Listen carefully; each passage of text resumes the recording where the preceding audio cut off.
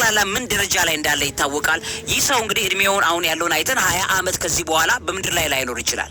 ሶ ምን ማለት ነው ብለን መጠየቅ አለብን። ሀብቱ የሱ እንዳልሆነ ከእጁ የሚነጠቅ ሀብት እንደሆነ ይታወቃል። 200 ቢሊየን የአሜሪካን ዶላር እስከ 2045 ድረስ አከፋፍዬ ጨርሳለሁ ቨርቹዋሊ የሚለው ግን መሰመር አለበት።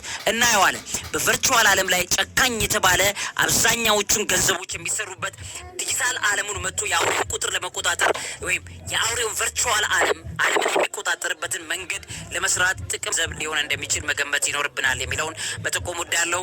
ለዚህ አእምሮ ምግብ አዘጋጅና አቅራቢ መምህርና ጋዜጠኛ ዐቢይ ይልማ። ገንዘብ እግዚአብሔር ሊሆን አይችልም።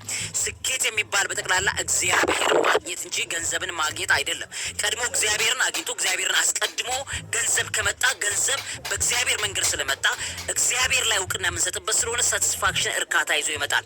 እግዚአብሔር ሳይቀድምበት የመጣ ማንኛውም ሀብት መጨረሻው ሞት እንደሆነ ብዙ ሰዎችን በምድር ላይ ምስክር እርዳታ ማጣት እንዳለበት ምስክሮቻችን አንዱ ቢልጌትስ መሆኑን እያየን እንደሆነ የሚያሳይ መረጃ ካፍልኳችሁ እውቀት ታላቁ